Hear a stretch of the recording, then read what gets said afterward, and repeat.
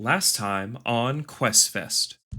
Our crew accepts aid provided by the Declore duo and agrees to confront the Marshal. Conflict ensues and our protagonists are locked in battle with no escape in sight. The fight gets bloody. Will they triumph or will their story stop here? The ballwork awaits, but what will lead them there? Let's find out on QuestFest.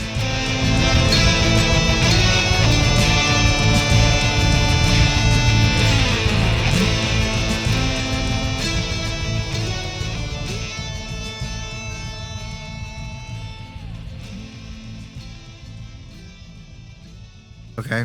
I think after the day Fargus has had, he just recalls the spear and lets it just out of there.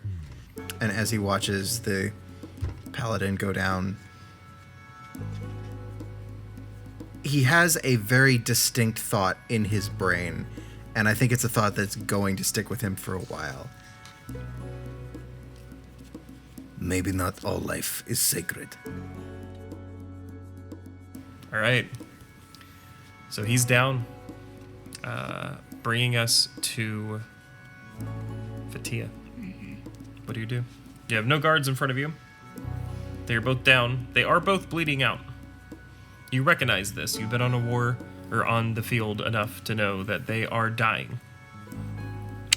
I am gonna step over the guards and then walk closer to the Marshal. Okay. He's probably 15 feet, so you can make it in this turn. Mm-hmm. What do you do when you cross to him? You have him and LaRue are locked in battle, clashing, parrying. You can easily enter the fray and attack. I think we're gonna do that. All right. Roll for it.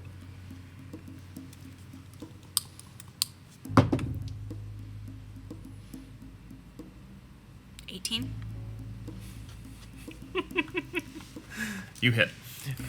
Sorry, it's funny because it makes Cameron laugh because he's tried 4 times and has missed every time. All right. 1d8.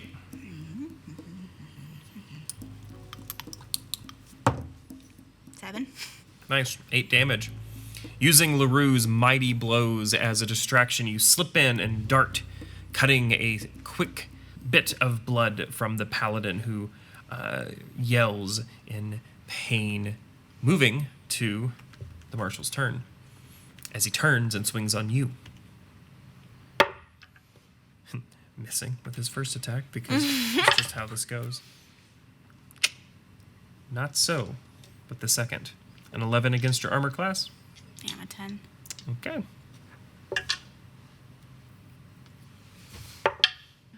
You just took 7 damage as the axe slams into your midsection. I'm looking bad, y'all.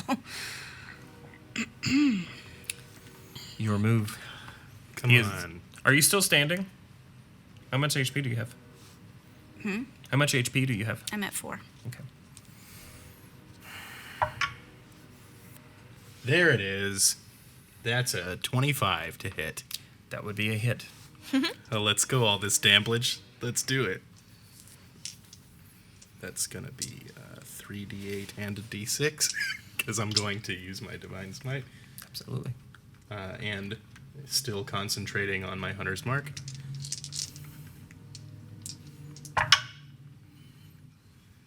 $22 damage. Nice. You summon radiant energy, and it slams into him, and it seems to course throughout his whole body. And as you do, roll an extra 2d8. Hell yeah. Oh, getting these boosted smites, I'm digging it. That's another 12. Great. I just did math, and I was like, that's not possible. Wait, no, 8 plus 8. Never mind. Nice. So you hit, and the front of his armor melts as the symbol of Eudix, the feathered sword, falls. Literally, the steel dripping to the ground. He shouts in rage and anger, but is unable to do anything. His attempts fruitless as with one hand he scoops the molten steel over. He is still standing, and he seems enraged. Richard, it's your move. Hi. I was gonna help the guy that I set on fire, but they seem like they're in trouble, so I'm gonna cast Sacred Flame again on Marshal. Dex save. I want you to know that I really would love for you to kill him. That'd be so funny. Oh It would just be no! so funny. It's a 13. Unfortunately, he Save. succeeds. Okay. But gosh. All right. Fargus. The Marshal is screaming in anger and gesturing violently with his weapon. You feel the room seem to course with energy. It's as though you can hear the stone shrieking, not shrinking. That would be terrible.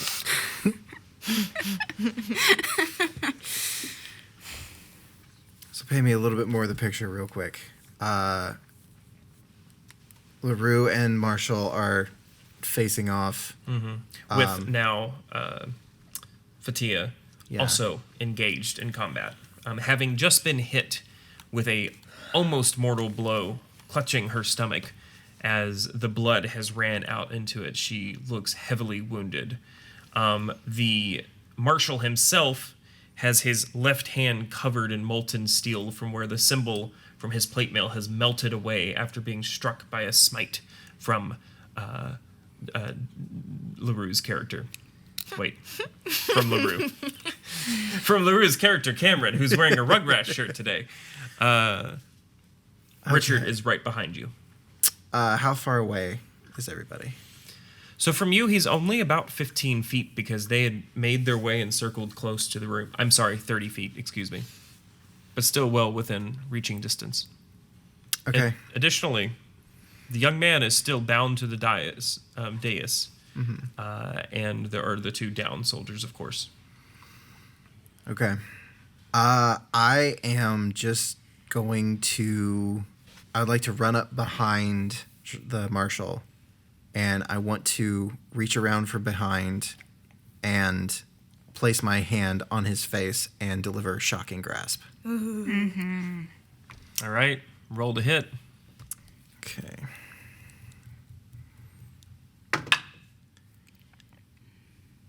That's a 10. That unfortunately, despite being very awesome, does not hit. Okay. Fatia, it is your turn, unless you're doing something else. You said his armor is melting?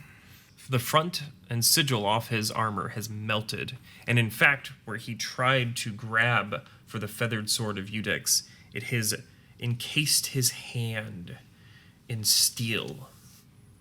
I would like to whisper to the armor and just say, betray your master. That would be an action, but go ahead and roll for it. Okay. I mean, it's... If you get a nat 20 here, that'd be He has awesome. bardic inspiration also. Oh, okay, yeah. That's a what? I think it's a D6 at this level, At right? this level, it should be. Okay. Yeah, it's a d6. It might be a D8, but I don't remember if is that 5? Okay. It's 4 combined. Oh. The armor of Eudex is not so weak. That would have been pretty cool, though. Would have been pretty cool. Pretty cool. The rule of cool sometimes wins. But, Fatia. Well, we're gonna keep fighting. Okay.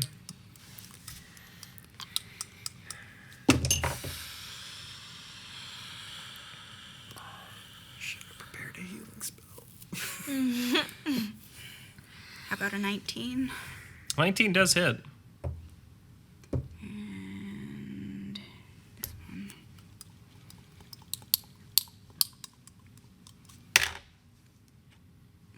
It was an 8. Yep. Plus So one. 9, right? Yep. So, bleeding and weary, Fatia strikes another blow into the side of the Marshal, whose blood has already begun to pour over the plate mail, for where it seems it itself has compressed and tightened as it had melted. Screaming in agony and pain, he strikes the ground with his sword and says, "The will of Eudex is not so easily defeated." And everyone here rolls a strength saving throw. Oh, good.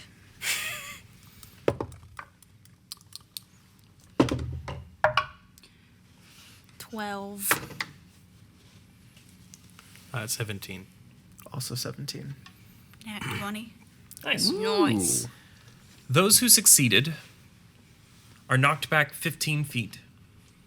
Those who failed are knocked back 30 feet.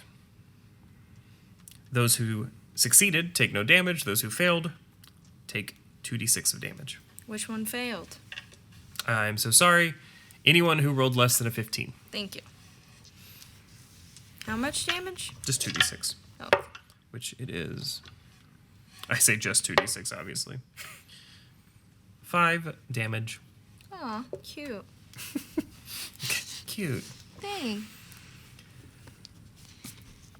You're blown away as the runes react to his sword striking the ground. And as he does, he stands, wounded, wary, and bolts for the door behind the dais. He gets just before the door, turning on guard, waiting to see if you pursue as he attempts to exit. It is your turn. So now he's like 45 feet away. No, he's only 30 feet away. Okay. He can't, Cool. he's... I go right up to him then. And one more. Gonna try again. Fuck yeah, that's another 25 to hit. All right. It's not a smite, but I do get an extra d6, so... 12 damage. Non-lethal, as always, for me. How does this go down? I think I come up with as much speed as I need to. One strike swipes down right at the chest where his armor melted. I strike him down to the ground, and I hold my sword directly at him and say, "Are these fixed? Are you wrongfully convicting people?"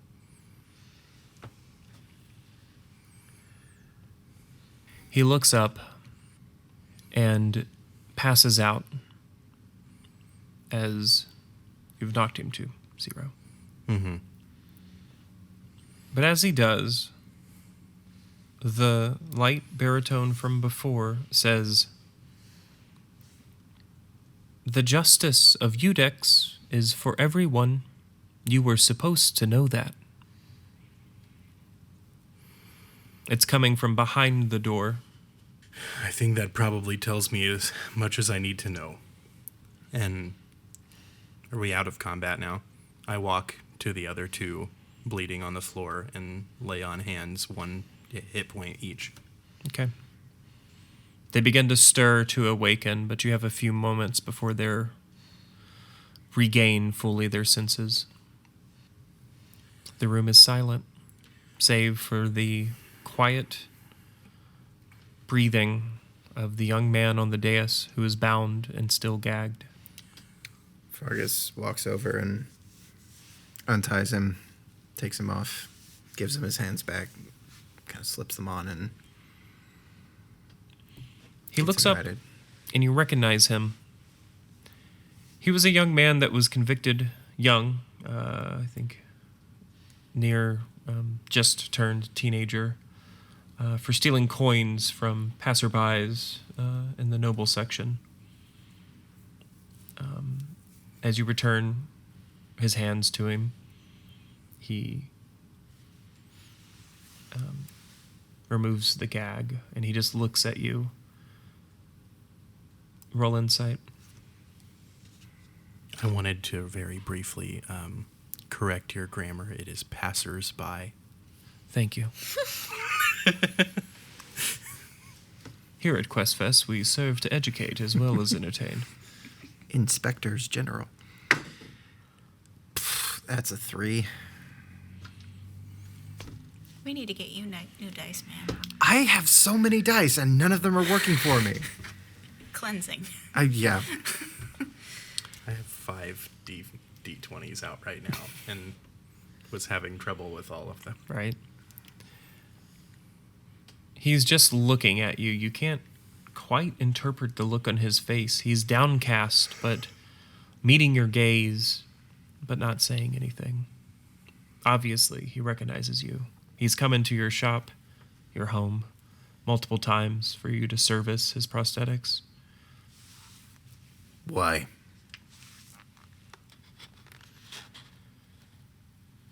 He looks, now recognizing the emotion, shamed. He opens his mouth to speak, but withers before your gaze and lowers his head. And he just says, "I'm sorry." That's not an answer.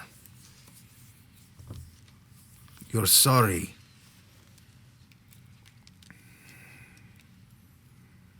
I'm sorry. I almost took life today myself. Being sorry doesn't fix that. Knowing why and then doing better, that's what fixes it. That's what makes it worth going on. Why? He looks back, and his eyes fill with tears, because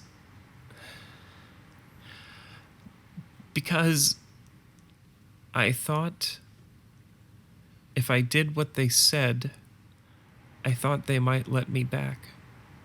And he looks, and it strikes you that this young man has the same sigil markings on his hands, or where they used to be, that the paladins have on their blades, the feather sword of Udex.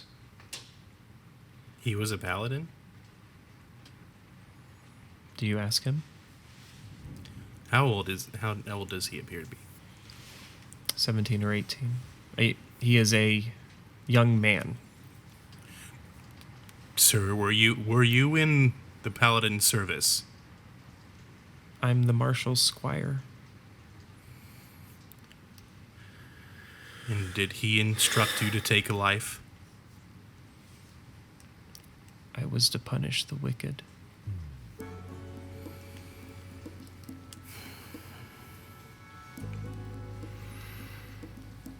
Hopefully now you know that's not the way to punish. Justice around here is skewed, and I think you can see that now. He looks back at Fargus, his attention still. Do you want them back? The hands? They're your hands. They were made for you. Use them to do better. Use them to be better than he told you to be. No, I don't want them back. They are yours. He nods shakily and stands to his feet. Thank you.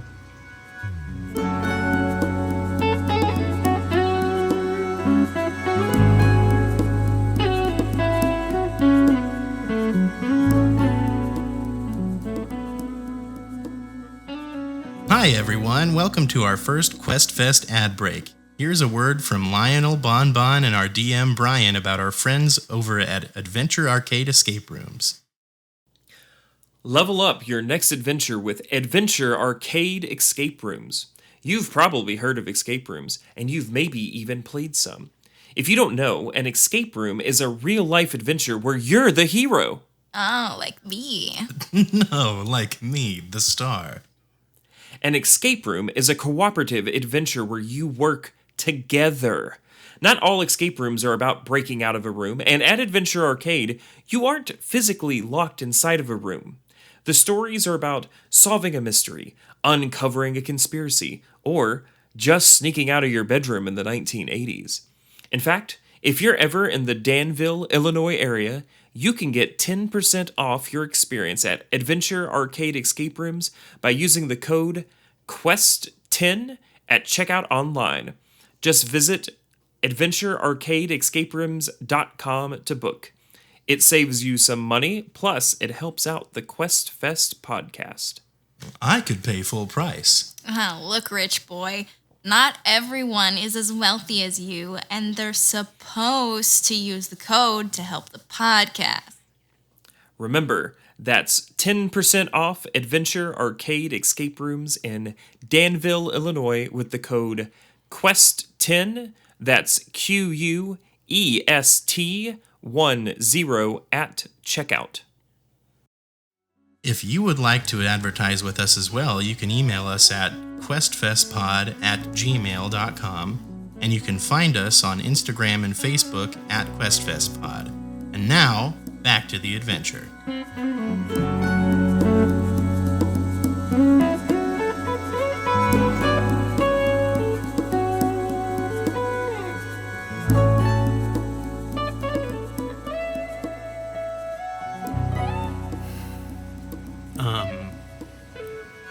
I grab one of the swords and shields of one of the downed paladins and hand them to him, outstretched.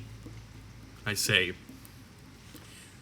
"This is your opportunity to do better. You've been given a second chance. Come with us." He accepts the weapon and shield, holds them close to him, and his head lowers and he follows wherever you lead. Heading east. I think we'd probably need to make haste now. As though a great god heard that things should move. You begin to hear alarm bells throughout the facility. They are aware that there has been a prison break. What do you do? All right, I'll take the lead. You can hold fire at the back. Fargus, you can hold fire at the back. Yes. You hold the back. Let's go. Eastward. Real quick, any of the down guards, are there any health potions in the room at all? The two guards should each have at least one health potion on them if you want to grab them. Okay, I grab one health potion and hand it to Fatia and I say, Please, you need this. Bottoms up. Does anyone else search the guards? They have another health potion on their belt. I'll grab the other one. Okay. And keep it on me, yeah. Health potions 2d4. +2? Yes, thank you. Sorry. 9. Zoom, zoom, zoom, zoom, zoom. We're running. So, No one's like particularly faster than the other, right? We all have a movement speed of 30. 35 for me. Oh, nice. Fargus. And I put Long you in the legs. I'm just gonna hop on your back. Go for it. Fargus just like occasionally catches up. He's like, damn it, guys, I gotta slow down. It's that annoying thing in a video game where if you run, you're going too fast, but if you walk, you're going too slow, and it's an escort mission? Yeah. It's exactly what's happening. Fergus, can I use a little help here? I'm just gonna. Alley-oop. Thank you. I appreciate it. I think with powerful build, you can actually do that. I can. Absolutely, I can. Okay, you book it, and if this wasn't a one-shot, there would probably be some encounters here, but magically, you make it out of the facility. We fend them all off easily. It was fantastic. The battles they had were heard for through the ages, but not on this podcast. So you make it out into the Undercity, and the small marble buildings, each singular, each alone, each the same, that stretch for yards and yards and miles. Not quite miles, that's exaggeration. Distances are hard. What do? There doesn't seem to be any immediate pursuit, but clearly the guards are mobilizing. I mean, can we just make our way to... Fargus lives in the Undercity, right? Yes. If we want to go to my place, I don't think they know exactly where I live, so we should probably head there. You make your way to Fargus's house, one of the many small buildings.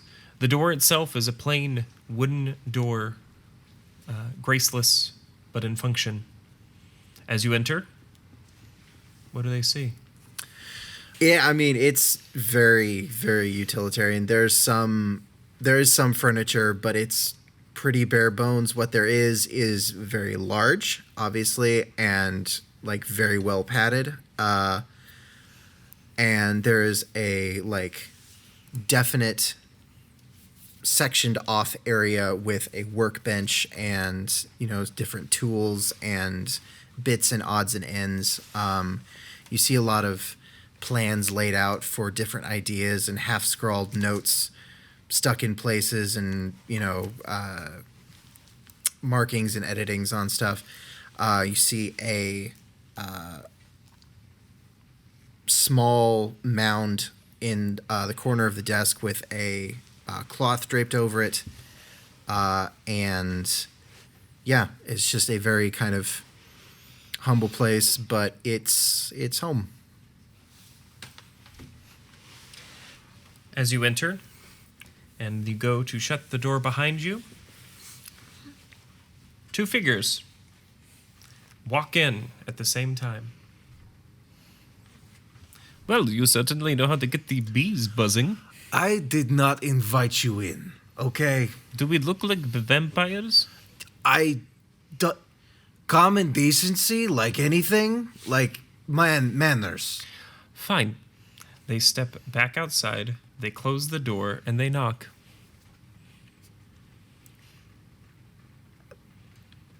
I'm so tempted to say nobody's home, but they know. And so I open up the door. May we come in? Thank you. Yes, please. They enter. This is a nice place. It's about as average as it gets down here. I try to save the nicer stuff for other people. You know the rules. That is why we like you. Always thinking of others. Which is perfect.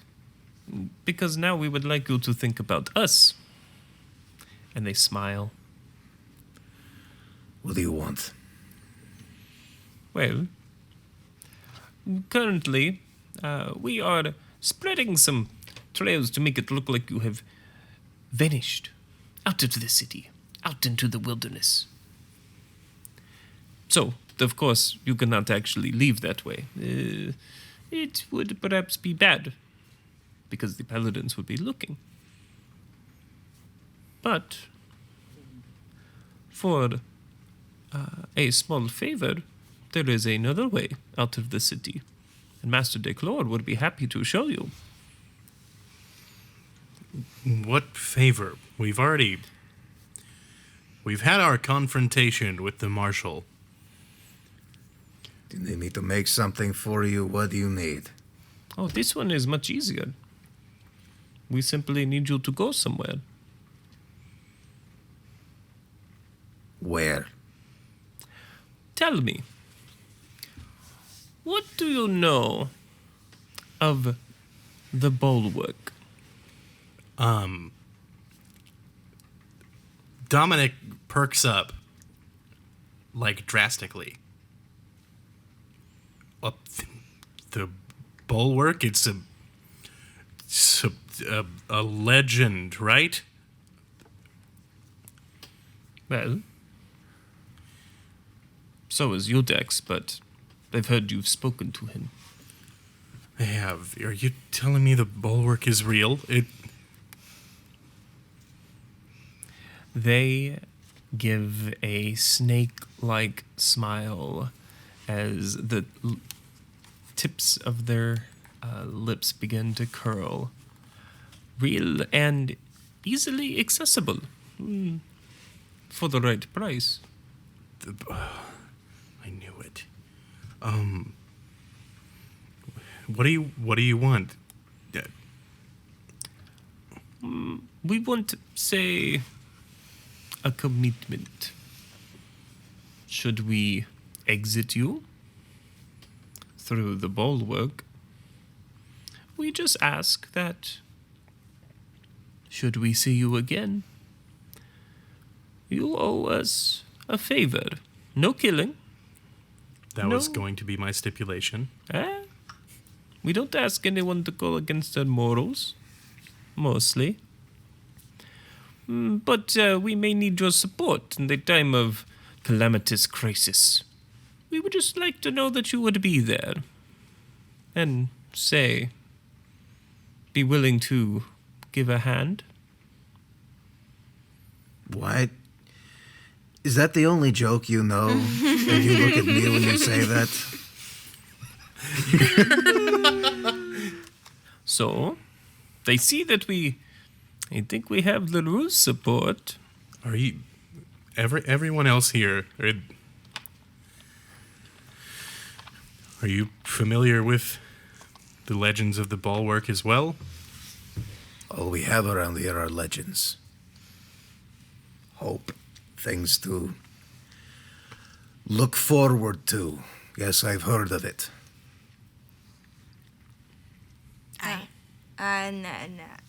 Not really.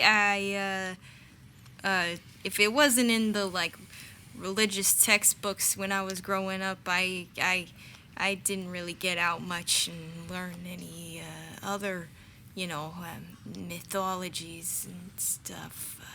It might not have been. Many people now think it was just a legend, but I've known deep down that it was real.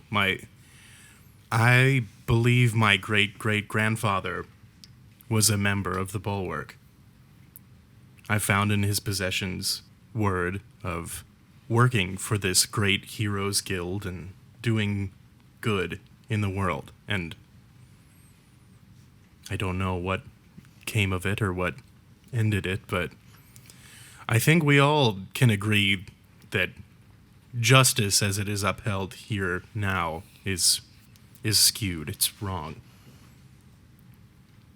And I think that fighting for true justice is worth doing. And I think we could do that if we were granted access to the Bulwark. This could be incredible.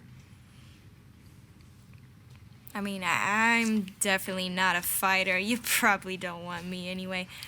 You did quite a bit of fire damage for not being a fighter. Oh yeah, those are just spells that they taught us, and Perhaps Mr. Ironic Name. I don't follow. You wouldn't get the pun of your own name. That's fantastic. Oh no, I do. People have called me it for years. He's like, I just don't respond to it anymore. You might have some interest. There might be some information regarding your ailment there. Oh yeah, I have this bite mark. You were bit by a vampire. You surely know this. What? Pretty obvious. It wasn't a paladin with a weird appetite. You really didn't know? Maybe we don't. Hold on. You see him seem to phase for a moment. Comes back. Turns to the three of you. Night. It turns to Fatia and Dominic and Vargas. Deliberately leaving Richard. Are you sure you want to bring him? We could try to convince him, but I have my doubts. Without him, I wouldn't be here. I think we owe him at least a little bit of understanding. He's a cleric who didn't know he was bitten by a vampire. That doesn't mean that he doesn't understand. It looks different, though. It looks like perhaps he's been protected by some of its effects. Well, I'm also right here. You can just talk to me if you really wanted to. But if you want to, You've been bit by a vampire. That is not a crime. And Well- I appreciate your help. I mean, 3 of the 4 of us are wounded. If we denied him, would be a little insensitive. I have 0 wounds. 2 of us out to the 4. Sorry, could you look me in the eye and say that again? But a flesh wound. Exactly. Sit down. If anybody, I don't really belong. I totally said that out of character. I just wanted to say I have full hit points. they turn to Fatia. Does that mean you don't want to go? Now, I didn't say that now, did I? Oh, I just simply ask if you needed motivation. Incentive, if you will. Doesn't hurt. What is your desire? To protect those who can't protect themselves. Ah! You see again the almost pause where everything up into including breathing stops. Do-gooders are always the easiest. The bulwark will give you much access for that. Then when you return, I will make sure that your favor will benefit the majority of the populace of Bastion. Deal? Deal. Perfect. I for sure need some sort of incentive because I'm definitely not a hero, and I got family here. I can't just be wandering away on some adventure. We will make sure that your wife, I can keep an eye on her.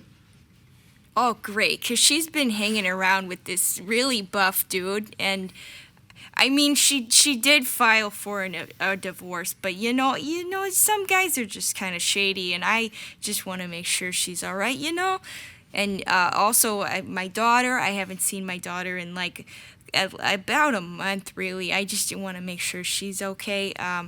But if I could probably stay here, I'd be all right. I think Well, it is certainly your right. If you want to stay here, we won't stop you. Although, it will be a real shame when you turn and have no one around you to stop you. Oh, right, from eating people. Have you felt the thirst yet? I mean, I have been starving since I woke up. I just thought that was a normal thing for everybody waking up in jail. They reach into their cloak and they step forward at the same time and in a swift, slick motion cut a slight across their wrist, and you feel an insatiable need to feed. Roll a wisdom saving throw.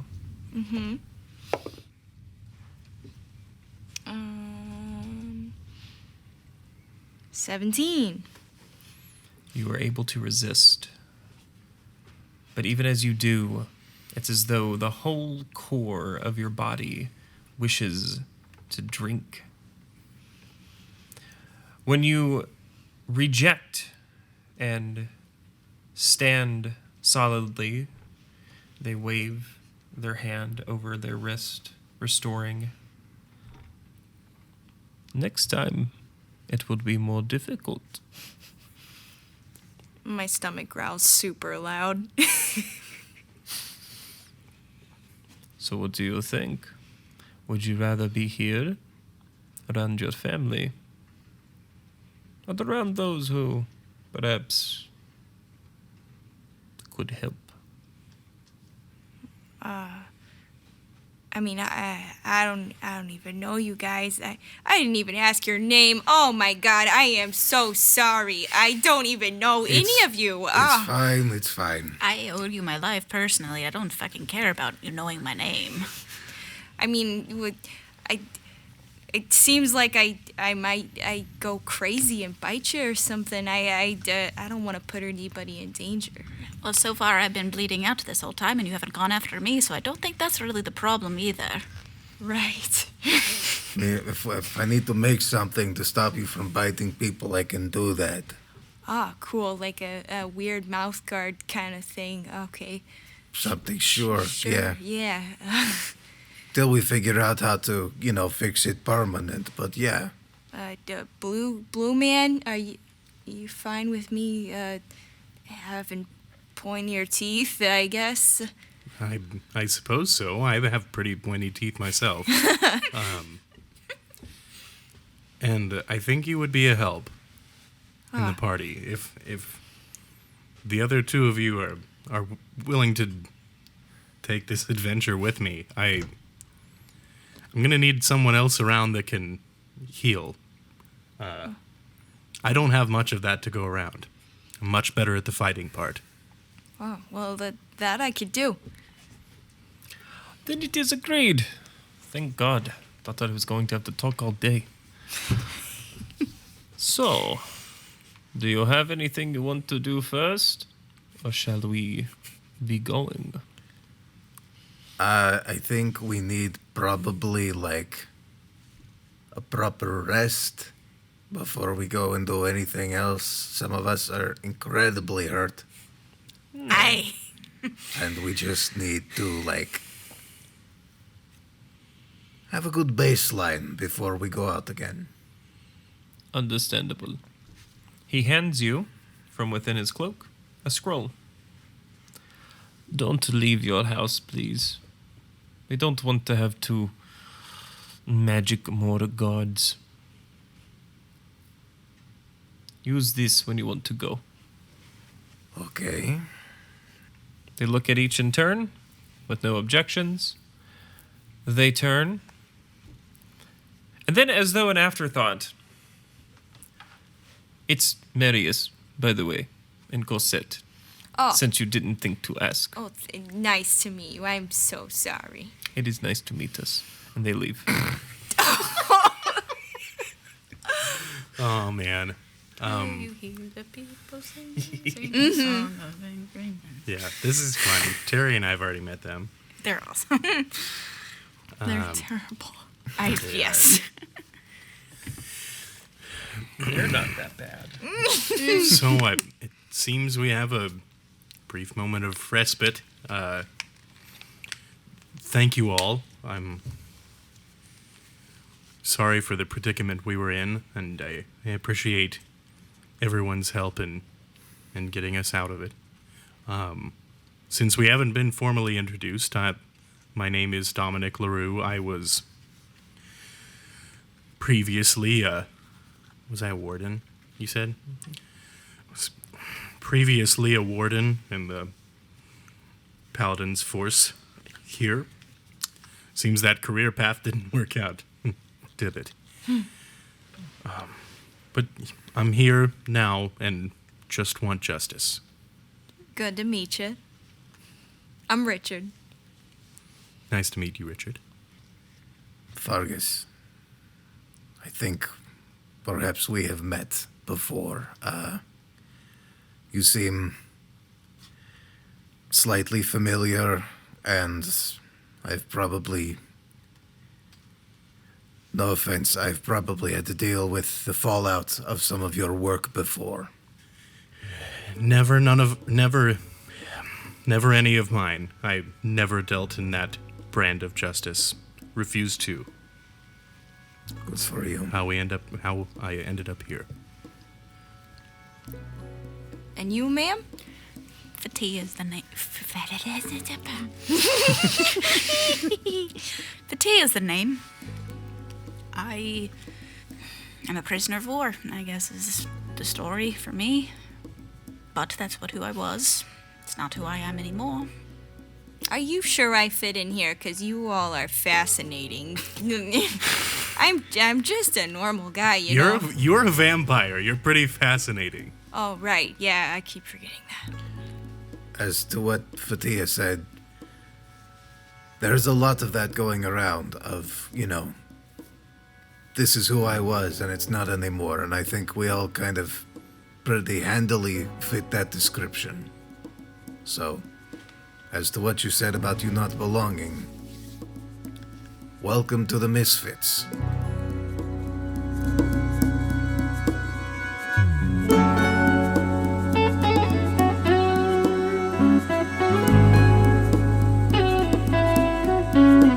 Mm-hmm.